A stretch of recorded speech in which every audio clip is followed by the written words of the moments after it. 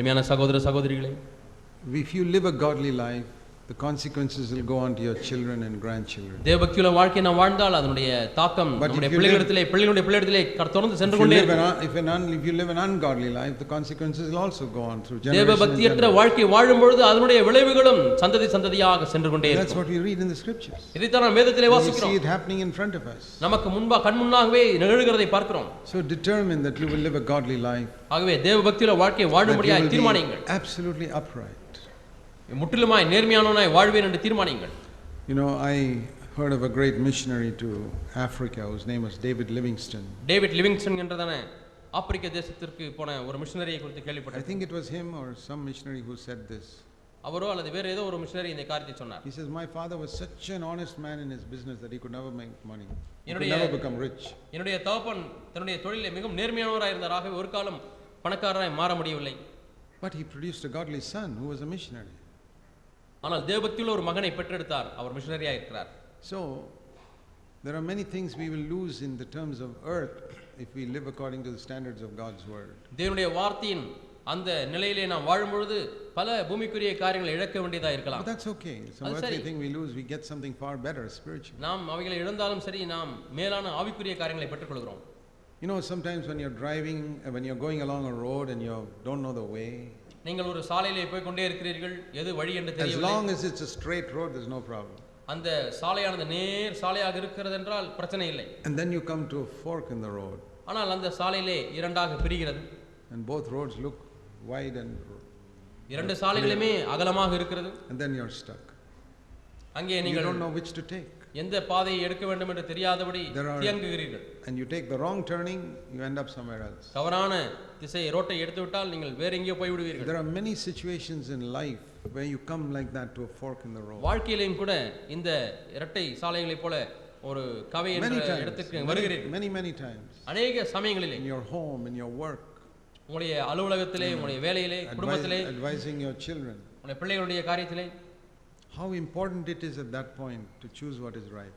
அந்த கால கட்டத்திலே உண்மையான காரியத்தை தேர்ந்தெடுப்பது என்பது எவ்வளவு முக்கியம். We wish we could fly into the future for the next 5 years and see where this road will lead and where this road will lead. அடுத்த 5 ஆண்டு காலங்களிலே இந்த சாலை எங்கே போகிறது என்று இப்பொழுதே நான் பறந்து போய் பார்த்து விட்டால் சரியான பாதை எடுத்து விட முடியுமே என்று ஆசைப்படுகிறோம். But we can't. ஆனால் முடியாது. We can't even see what happens tomorrow. நாளைக்கு என்ன நடக்கிறது என்று கூட பார்க்க முடியாது. So how shall we decide at such times? ஆகவே இப்படிப்பட்ட நேரங்களிலே நாம் குறுக்கு ரோடு வரும்பொழுது எப்படி தீர்மானிக்க வேண்டும்? One simple rule. ஒரு எளிய பிரமாணம். I shall seek the kingdom of God first and his righteousness. நான் முதலாவது தேவனுடைய ராஜ்யத்தையும் அவருடைய நீதியையும் தேடுவேன். I shall pursue the path of peace with all men. எல்லா மனிதரோடும் கூட சமாதானத்தை நாடுவேன். I shall do what is right. எது சரியோ அதை நான் செய்வேன். Even that is a very narrow road.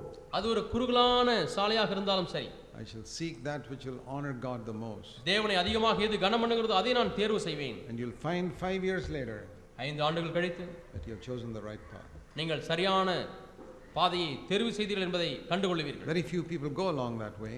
அந்த வழியிலே செல்லுகிறவர்கள் மிக சிலர் தான். But you'll find later on as you look back that you're glad you chose that way.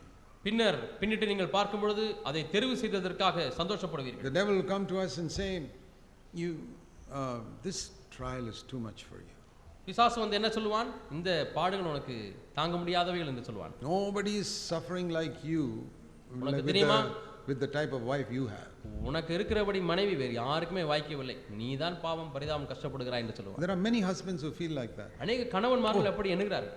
Nobody has got a wife like me. என்ன போல மனைவி யாருக்குமே இல்லை. You know what will happen to you one day? ஒரு நாளில் என்ன நடக்கும் தெரியுமா? With all the years you complained against your difficult wife or difficult husband. கடினமான புருஷன், கடினமான மனைவி என்று நீங்கள் குறை சொன்ன ஆண்டுகள் எல்லாம் என்ன நடக்கிறது? One day when you stand before the Lord, ஒரு நாளிலே தேவனுக்கு முன்பாக நிற்கும் பொழுது He will say to you, அவர் சொல்வார் உங்களுக்கு, okay, you thought you had a very difficult wife. நீ உனக்கு தான் கடினமான மனைவி என்று எண்ணிக்கொண்டிருக்கிறாய். The Lord will call somebody who lived in the last 20th century somewhere. கடந்த 20ஆம் நூற்றாண்டிலே எங்கேயோ வாழ்ந்த ஒரு நபரை ஆண்டவர் கூப்பிடுவார். Okay, come here. இங்கே வா. Now I will show you the videotape of this fellow's life. இந்த மனிதனுடைய வாழ்க்கையின் ஒளிநாடாவை உனக்கு போட்டு காண்பிக்கிறேன் என்று சொல்வார். He shows you the video of what a wicked wife he had. அவருக்கு எவ்வளவு துன்மார்க்கமான ஒரு மனைவி இருந்தாள் என்பதை காண்பிப்பார். And he discovered she was 10 times worse than yours. உன்னுடைய மனைவியை காட்டிலும் அவள் 10 மடங்கு கொடுமையுள்ளவளாய் இருந்தாள். Did you see how godly he lived in spite of that? இதற்கூடாகவும் எவ்வளவு தேவபக்தியுள்ள வாழ்க்கை வாழ்ந்தார் என்பதை பாருங்கள். And he had the same flesh as you. உங்களைப் போலவே அவருக்கு மாம்சம் இருக்கிறது. How is it he could live like that? எப்படி அவர் இப்படி வாழ முடிந்தது? Because he didn't spend his life complaining against his wife. ஏனென்றால் அவருடைய வாழ்க்கையை மனைவியை குறை சொல்லிக் கொண்டே வாழவில்லை. He believed the word of God which says God will never allow you to be tested beyond your ability. திராணிக்கு மிஞ்சி உன்னை சோதிக்கிறவர் அல்ல என்கிற வசனத்தை அவர் விசுவாசித்தார். Or it could be a husband.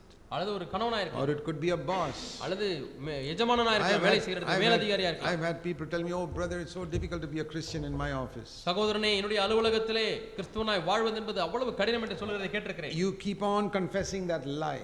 இந்த பொய்யை அறிக்கை செய்து கொண்டே இரு. It will become true in your life. அது உன்னுடைய வாழ்க்கையில மெய்யாகவே மாறிவிடும். God will allow you to believe what is false. என்ன பொய்யோ அதை நம்ப வைத்து விடுவார் தேவன். That it will really be too much for you. அது உண்மையாலுமே உன்னாலே தாங்கக்கூடாத பாரமாய் மாறிவிடும். Another brother whose boss is 100 times worse than yours. இன்னொரு சகோதரன் உங்களுடைய மேலதிகாரியை காட்டிலும் அவர் 10 மடங்கு மோசமானவர். He says, 100 மடங்கு மோசமானவர். He says, God, you will never allow me to be tested beyond my ability. ஆண்டவரே, என்னுடைய திராணிக்கு மிஞ்சி நீ சோதிக்கிறவர் அல்ல என்று அவர் சொல்கிறார். He walks in triumph. அவர் வெற்றி வாழ்க்கை வாழுகிறார். What is the difference? என்ன வித்தியாசம்? It's not the trial, it's a question who trusts God's promise. இது உபத்திரவங்கள் என்கிறதான கேள்வி அல்ல, யார் தேவனுடைய வாக்கை நம்புகிறார் என்பதுதான் கேள்வி. Every promise of God is true. தேவனுடைய ஒவ்வொரு வாக்குத்தத்தமும் உண்மையானது. Joshua, before he died, he called the people of Israel. யோசுவா மரிக்கும் முன்பதாக இஸ்ரவேல் ஜனங்களை அழைத்தார். See, I want to tell you something. ஒன்றை உங்களுக்கு சொல்ல விரும்புகிறேன். Not one promise that God has made has failed you. Know that. That's my testimony. என்னுடைய சாட்சி என்னவென்றால் தேவன் சொன்ன வாக்குத்தத்தங்கள் ஒன்று கூட தவறவில்லை, எல்லாம் நிறைவேறினது. அதுதான் என் சாட்சி என்று What a wonderful testimony this. Have you read that in the book of Joshua? யோசுவாவின் புத்தகத்தில் அதை வாசித்தீர்களா?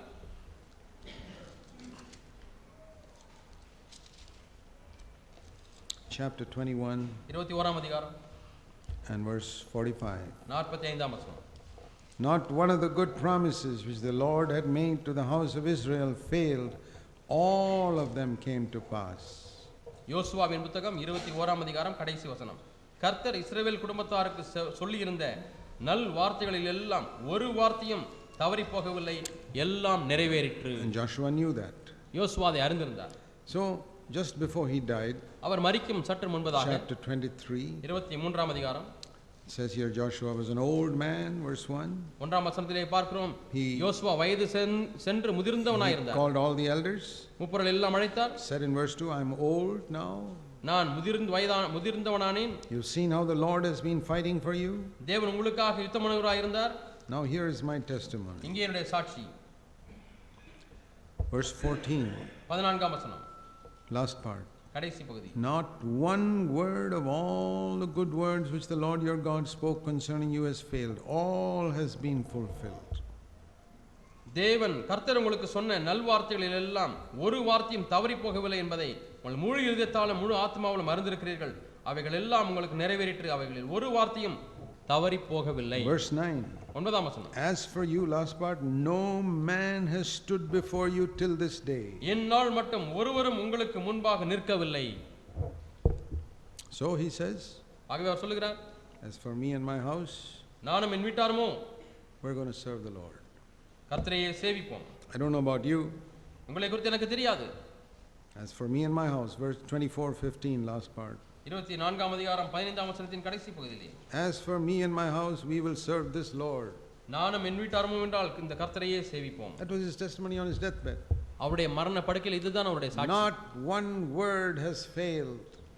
ஒரு வார்த்தை கூட தவறி போகவில்லை. And when we become old, நாம் வயது முதிர்ந்தவர்களாய் மாறும் பொழுது we should be able to tell our children and tell other believers. நம்முடைய பிள்ளைகளுக்கு மற்ற விசுவாசிகளுக்கு நாம் சொல்லக்கூடியவர்களாக இருக்க வேண்டும். I am an old man today. இன்றைக்கு நான் வயது முதிர்ந்தவனானேன். Not one promise God has given has failed. தேவன் கொடுத்த ஒரு வாக்குத்தத்தம் கூட தவறவில்லை. So you must have that testimony. ஆகவே உங்களுக்கு அந்த சாட்சி வேண்டும். It's good to have that testimony from a young age. வாலிப பிராயத்திலிருந்தே இப்படிப்பட்ட சாட்சியை வைத்திருப்பது நல்லது. And one of the great desires God has, தேவனுக்கு இருக்கக்கூடிய மிகப்பெரிய வாஞ்சை என்னவென்றால், I believe that's the longing of his heart, அதுதான் அவருடைய இருதயத்தினுடைய ஆசை என்று எண்ணுகிறேன். is that வாஞ்சை God can have a group of people who will live together in unity.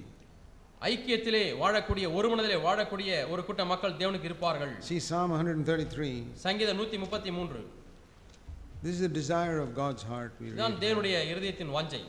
Psalm 133 we read, சங்கீதம் 133 நாம் வாசிக்கிறோம். How, verse 1, how good and how pleasant it is for brothers to dwell together in unity. இதோ சகோதரர் ஒருமித்து வாசம் பண்ணுகிறது எத்தனை நன்மையும் எத்தனை இன்பமுமானது. The last part of verse 3, there the Lord commanded the blessing. அங்கே கர்த்தர் ஆசீர்வாதத்தையும் ஜீவனையும் கட்டளையிடுகிறார். First of all, we must believe that God will fulfill His promises in our personal life. முதலாவதாக தேவன் நம்முடைய தனிப்பட்ட வாழ்க்கையிலே அவர் கொடுத்திருக்கக்கூடிய வாக்குத்தத்தங்களை நிறைவேற்றுவார் என்று நம்ப வேண்டும். And then we must believe that God will do the same thing in our fellowship together as a church. இரண்டாவதாக சபையாய் கூடி வரும்பொழுது நம்முடைய ஐக்கியத்திலே தேவன் இப்படிப்பட்ட காரியங்களை செய்வார் என்கிற விசுவாசம் வேண்டும். That God is going to do such a fantastic work in our midst. தேவன் நம்முடைய மத்தியிலே மிகப்பெரிய ஒரு வேலையை செய்கிறார் என்ற நம்பிக்கை. That there will be no strife or quarreling or any such thing. அங்கே பிணக்குகளோ பிரச்சனைகளோ ஐக்கிய குறைவுகளோ ஏற்படக்கூடாது. We may have difference of opinion on so many things. பல காரியங்களிலே வித்தியாசமான கருத்துக்கள் நமக்கு ஏற்படலாம். All around us people are falling.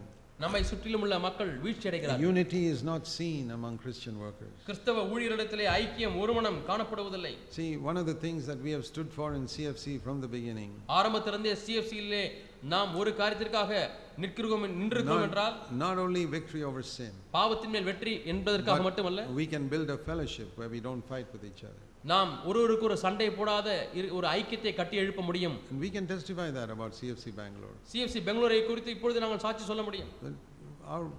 Those of us who are in leadership work together, we have never had a fight. தலைமத்துவத்திலே இணைந்து செயல்படுகிற எங்களுக்குள்ளாக ஒரு காலம் சண்டை வரவே இல்லை. We have never had a competition with each other. ஒருவரோடு போட்டி உண்டானதே இல்லை. We have disagreed on different things. பல காரியங்களிலே கருத்தை ஒத்துக்கொள்ளாமல் இருந்திருக்கிறோம். I may say we got to do it this way, another brother may say we got to do it this way. இந்த காரியத்தை இப்படி தான் செய்ய வேண்டும் என்று நான் சொல்கிறேன், அந்த சகோதரர் இந்த காரியத்தை வேறு விதத்தில் செய்ய வேண்டும் என்று சொல்கிறார். As long as we are on earth, our minds are different, so we cannot expect that type of unity. இந்த பூமியிலே இருக்கும் பரியந்தமும் நம்முடைய மனது ஒவ்வொருவருக்கு ஒரு வித்தியாசமானதா இருக்கிறபடினால அப்படிப்பட்ட கருத்து ஒருமிப்பு ஏற்பட வாய்ப்பு இல்லை. Fellowship that has never been broken. ஆனால் ஐக்கியம் என்பது முறிவுபடவே இல்லை. It's like, you know, our fingers are all different sizes. நம்முடைய விரல்களை பாருங்கள், எல்லாம் ஒவ்வொன்றும் ஒவ்வொரு அளவிலே இருக்கிறது. Here the thumb is on the left and here the thumb is on the right. இங்கே பார்த்தால் கட்டை விரல் இடது பக்கம் இருக்கிறது, இங்கே பார்த்தால் கட்டை விரல் வலது பக்கம் இருக்கிறது. But that doesn't matter, we are in fellowship. ஆனால் ஐக்கியப்படுவதற்கு அது ஒரு பொருட்டு அல்ல. These are all different. இவெல்லாம் வித்தியாசமானதா இருக்குது. Opposite. எல்லாம் நேர் எதிரடியாக இருக்கிறது. But we have fellowship. ஆனால் ஐக்கியம் அங்கே இருக்கிறது. So don't say you can't have fellowship with somebody because he thinks differently. இவர் வித்தியாசமானதாய் எண்ணுகிறார், ஆகவே அவரோடு கூட ஐக்கியப்பட முடியாது என்று எண்ண வேண்டாம். I want to tell you he'll think differently till Jesus comes. இயேசு வரும் வரை அவர் வித்தியாசமாக தான் நினைத்துக் கொண்டிருப்பார் என்று உங்களுக்கு சொல்கிறேன். I remember once I asked the Lord about this. இந்த காரியத்தை குறித்து ஒரு முறை ஆண்டவரிடத்திலே நான் கேட்டேன். I said, Lord, why didn't you make all these things so clear that everybody has the same opinion?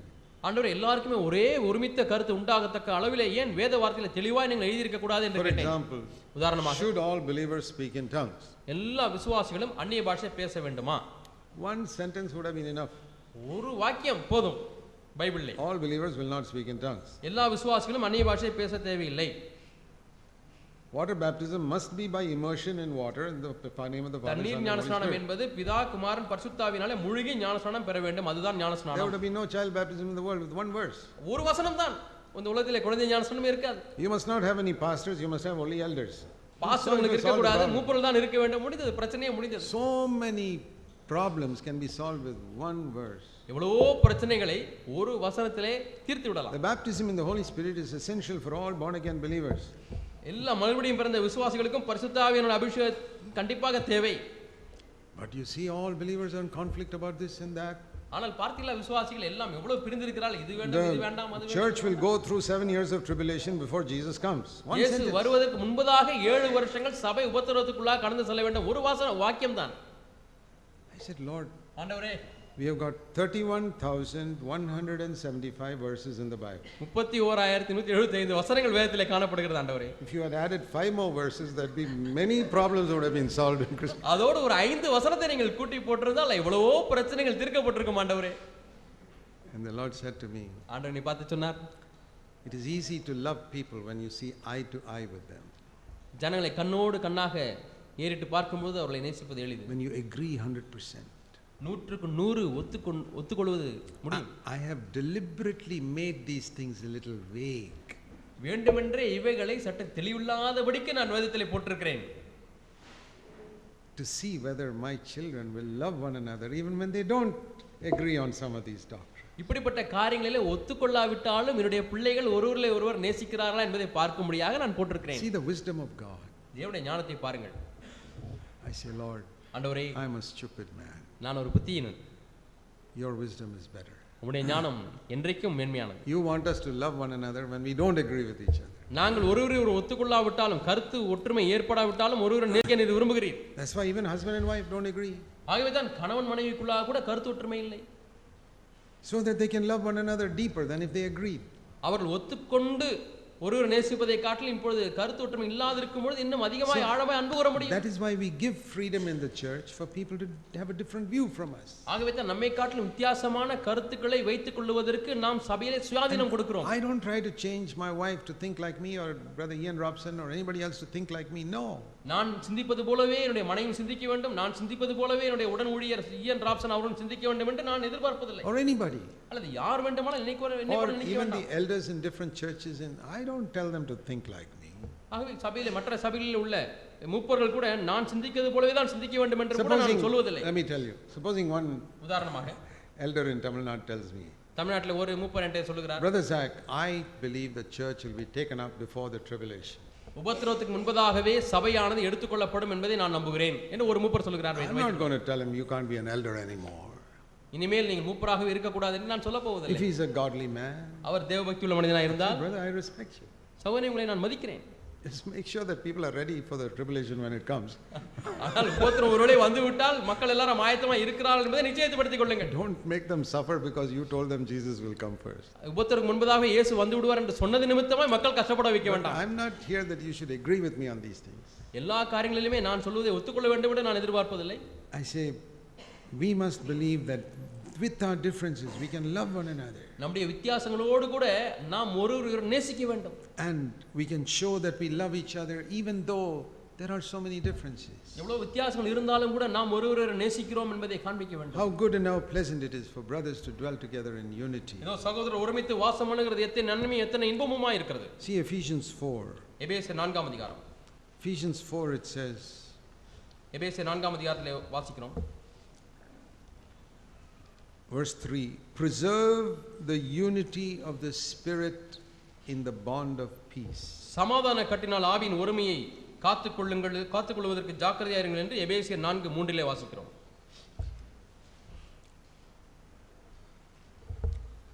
Peace is what binds us together. சமாதானம் தான் நம்மை கட்டுகிறது. If you don't have peace, that bond is gone. சமாதானம் இல்லை என்று சொன்னால் அந்த கட்டு அறுந்து விடுகிறது. You know that. உங்களுக்கு அது தெரியும். When you don't have peace with your wife or husband, மனைவியோடு கூட கணவனோடு கூட சமாதானம் இல்லை என்றால் there's no bond.